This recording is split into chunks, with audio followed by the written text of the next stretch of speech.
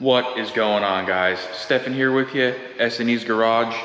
Today we are going to be installing our 9,000 pound 2-post lift here in our brand new pole barn.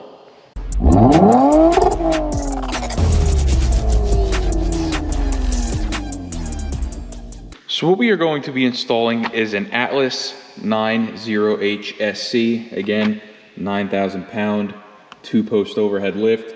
This lift is going to work for everything that I own. We have our Durango, we have our Wrangler, our Lexus, our Mustang, my Camry, and we also have a jet ski that I need to pull the engine out of. So that lift is going to be able to service everything we have, and then some. There's going to be room to upsize if I wanted to pick up a pickup truck or something heavier. This lift will work for us. So what we have here is our MC metal clad wire. We have our 220 breaker. We have our 3/4 by 5.5 inch concrete anchors. They're known as wedge anchors. That is what basically bolts the lift to the ground. And we've already gone ahead and made our measurements and squared up exactly where the lift is going to go, because it is very important that when you install a lift that it is square. So if I can just show you really quick, here are the measurements that we used. So from outside to outside of this post, it wants 133.5 inches. And we went ahead and measured all that. And then there's another, here's what I was looking for, 133.5 from outside to outside. And then it's going to tell us we're at 110 from here to here. So if you look here, from the outside of that, we'll call that post, to the outside of that, again, I'll call that a post, is 133 inches. And then we measured diagonally from corner to corner to make sure that this was square, and it is. Now, we did pull measuring tape from the wall over to get our base measurements, and then we kind of tweaked it as needed. So this is where the lift is going to go. And then we are going to run our 220 circuit from my panel here, which has plenty of open space. I'll probably stick it down at the bottom, and we're gonna run over, up, across until about this post. And then I'll come through here, run it under that, and then drop it right down to the lift. So we'll have lift, power right to the lift. No dangling wires or anything. It's going to look professional. And I've also gone ahead and set up the wiring here for our pump. So in here is the lift itself. These are obviously the 2 towers. And then back here behind our quads is where you will see the lift arms and then all the different adapters. We did buy this used, but it was used by a gentleman with a very similar situation to us. It was in his pole barn, and it wasn't used commercially. So the lift is in fantastic shape, which is obviously great for us, because we saved a lot of money going used, but we also got a like new lift, which is what I was looking for. Okay, guys, so here's where we are at. We got the lifts in here and stood up. We again have them squared. Our measurement at the bottom is exactly what it is supposed to be. I believe it is 133.5. Correct. So it's 133.5 from both corners, so we know it's squared. So what we're going to do now is we're going to go ahead and we're going to lift the crossbar up, set it up there, and we're just going to start the 4 bolts to make sure that everything threads in before we anchor these down. Because if we anchor these down and our holes are off even the slightest bit, we're going to have a problem. So that is our next step, and then from there we can go ahead. Then we have to lift the carriages up to the first lock. So you basically slide this carriage up, slide that carriage up, and then we can hook up all of our cables. You have the equalizer cables on both sides. We have some hydraulic fittings, and then I can run my power to it. So just keeping you in the loop. Here's where we're at, and we're gonna keep on going. All right, Joseph, explain to me what we're doing here. What do you got? I'm gonna do some anchors for this beautiful lift right here that my buddy just got. And then that's about it. So that's a hammer drill? You don't know what a hammer? Yeah, it's the hammer. Yeah. And that's got to go 4 inches deep. About how long are these? 5.5. 5.5. So I'm Yes. going down a little deeper. So 5.75, maybe 6. The slab is 6 inches. What? The slab is 6 inches. I know. Okay. Joey knows 6 inches pretty well. Right, Joey? Can they read the shirt? Go see him if you need anything in Jersey. From Mason, boy.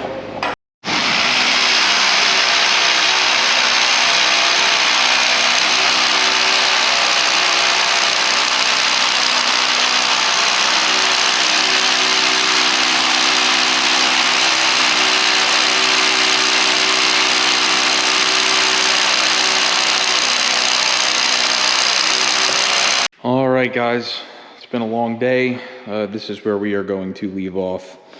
We have all 12 of our anchors torqued down to 110 foot-pounds. They all torqued down no problem. So there's 6 on that post and 6 over on this post.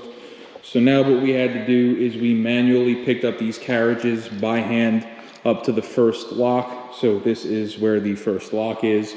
So now what we have to do is we have to run our hydraulic lines up and over across the top bar, connect everything up there, and then we also have to connect our synchronizing cables. These basically keep this lift arm and this lift arm lifting and lowering at the same rate so that the car doesn't go up crooked. And then we just have to hook up our lock release because the lever is going to be over here on this side. So that comes up, over, and down to that side to make, you know, both locks release from one side. And then it's time for electric. So stay tuned. It's going to be 2 seconds for you guys, probably a couple of days for me. But we're going to get back out here. We're going to set up the cables and the hydraulics, and then we will tackle the electric. All right, guys, it's the next morning now, and we're at a point now where we can go ahead and start setting up our equalization cables. So I'm gonna get some gloves on because I've been bit by steel cable before and it's not a fun time. But what we're gonna do here is we're gonna untangle this cable, and I have to get up on the ladder and I have to run this cable up and over the pulley, across the crossbar and down. And then it is going to bolt on to either one of these holes here. I believe it's going to be this one for this pulley, because if you look, that pulley is on the front side of the lift, or this cable is on the front side of the lift. So this one's going to come up over the front side, down over the front side, and hook to there.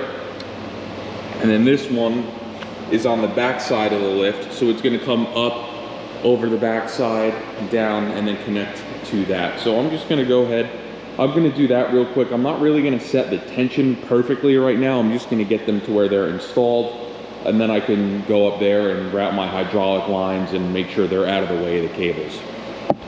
Okay, guys, so we got this one cable routed. Again, this goes all the way up the front of the lift.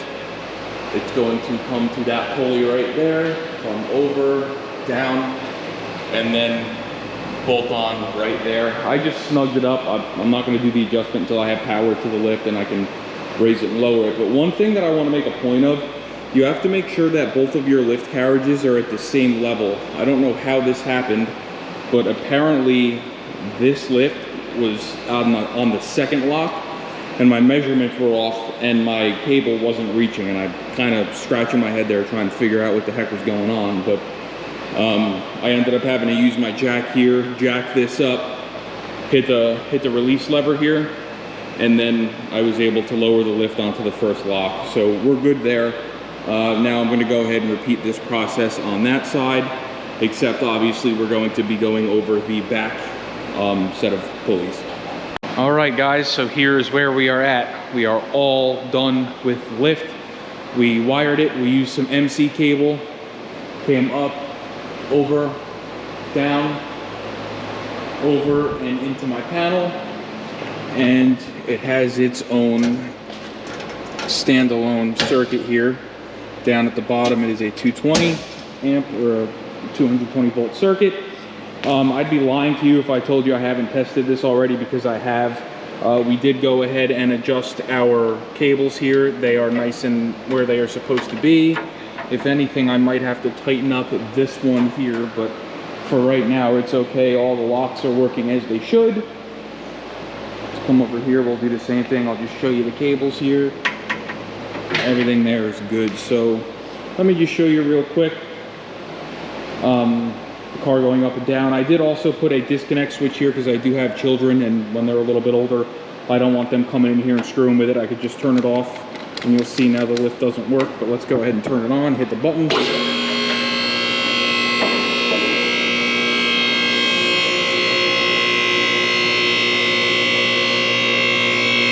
You'll see the locks begin to actuate in just a second.